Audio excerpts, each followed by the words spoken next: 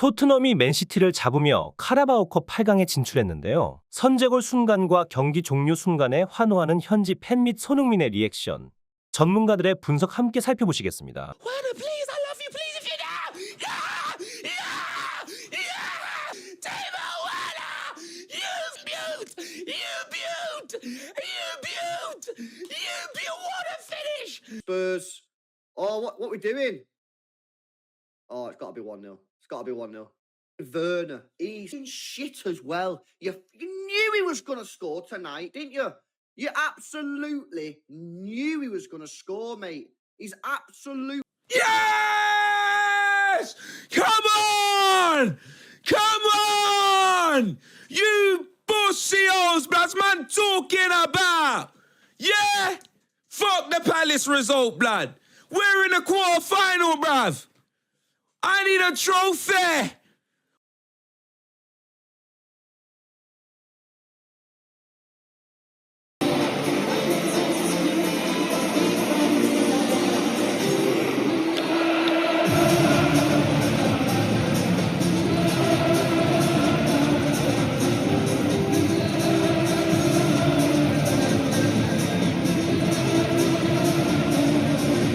올 시즌 첫 득점을 가동했던 베르너의 반응입니다. I think it was a tough game today. To score a goal after tough weeks for me was also for me, very nice, especially to have it at home. I think that's always more special than to score somewhere else. But I think a goal is a goal, and that was important for me, but also for the team. I think after 5 minutes to going to a game like this, after we lost a weird game on the weekend. Was, I think, for the whole team very, very important. I think first of all, when I saw that we break through over the right side, I wanted to be as fast as possible in this area, because it was especially this area what the manager said before the game where we should be, and it was at the end exactly that area where it ended up with the ball and having this chance. And I think when you have tough weeks after I had, and you come in this position and missed some of opportunities exactly around like these kind of situations, you're a bit nervous. But I said, what should happen? Yeah. If I miss one more on another, it doesn't matter. I want to score now, and I think you can. Myself, I see it when I saw the goal backwards in the halftime. It was with way more confidence, the shot, and wanted to score this goal than all the other chances. I think I have to continue with that.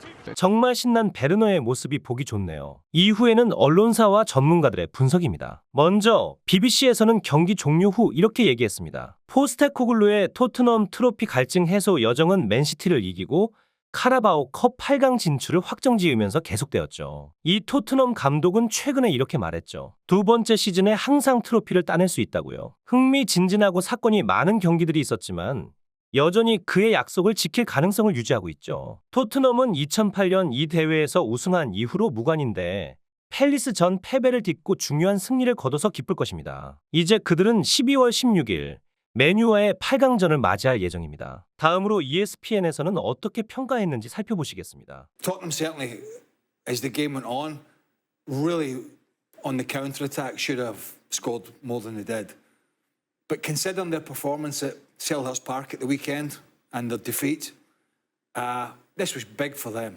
Big. Bearing in mind it's currently the best team. Well, they're not top of the league. Are they top of the league? They're top of the league. Best team in the country.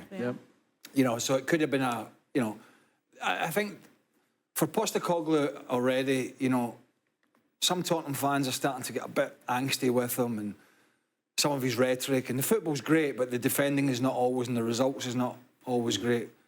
So that was huge, because I think they were very inept.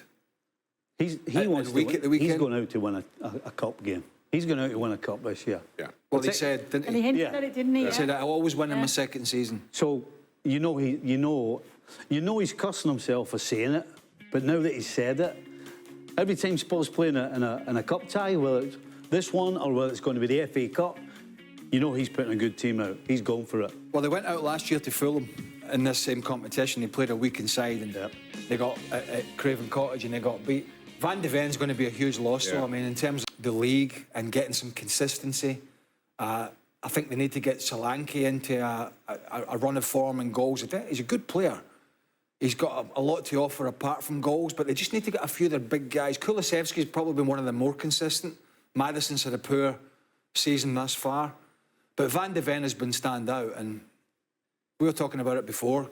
Yeah. The guy he's probably the quickest player in European football. I mean, I don't know, somebody may argue, but he certainly looks it to me. And, these hamstring problems are a problem. I mean, last year it was a good few weeks he was out. I don't know about this one, but he's going to be a big miss, and somebody like Dragason's going to have to come in and play a big. 이 방송은 토트넘이 컵 대회를 따내고 리그에서도 선전하기 위한 조건을 얘기했는데요. 베르너가 골을 터뜨렸지만 솔랑키의 활약이 더 필요함을 역설했고 메디슨의 기복 있는 플레이를 비판했습니다. 반더벤의 부상으로 팀에 큰 손실이 될 거라는 우려도 덧붙였죠. 한편 스카이 스포츠에서는 골장면을 전문적으로 분석했는데요. Really nice blend of the Tottenham way.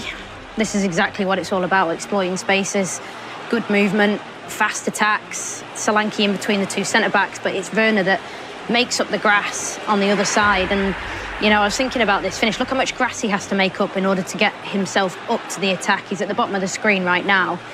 It's that way, you just have to turn on the afterburners and then get yourself in there, and it's a really tidy finish because he hits it just the right time with Rico Lewis covering, and this bit of movement from Kulusevski. He just said there he wants to be one of the best players in the world, and ambitious, but why not? This bit of movement, it shows how much he understands the game and how to manipulate the opponent, and the pass across, beautiful weight to it, and Timo Werner needed that.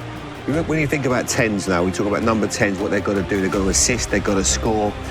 He possesses so many different weapons. He's a big, powerful boy. He's quick with the ball, quick without it. He gets round other players, stops them playing. Right now, he's as good as anybody in that position. He's so effective. He's thriving, isn't he? Into that really role is. in which he has been adapted. Yeah, both himself and Postecoglou put him into it. Yeah, absolutely hard to play against because he's so technically good off either foot. You can see with the assist there with his right. He runs without the ball. Very impressive him. He was excellent today. We go along with that? Yeah, I agree, and I think it helps having the way that Bentancur played this evening as well. I thought he was really good in breaking up play. He was aggressive, and Sarr in the first half, Basuma in the second. Sort of that two pivot, if you like, with giving Kulusevski the space in that sort of free number 10 role to go and exploit spaces. It works. And Sarr got the second.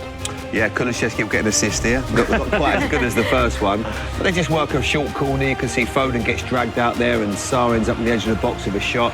We've seen it today. How many goals? When you just showed those clips of all the goals, Mark, from outside the box, you can see Ruben Diaz's point up and that space opens up. Rolls a nice ball to him, very inviting. And the finish is great because he sets outside that far post. It gives the goalkeeper who made some really good saves, so they absolutely no chance. It just rifles into that corner off the wet surface. I know you say this isn't as good as the first, but actually, it's weighted.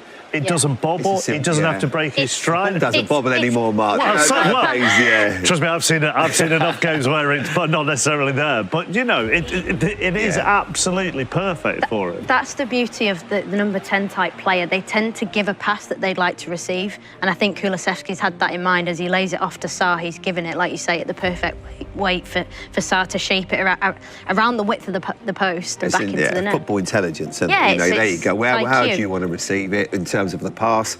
It's the right pass. But you've seen it today.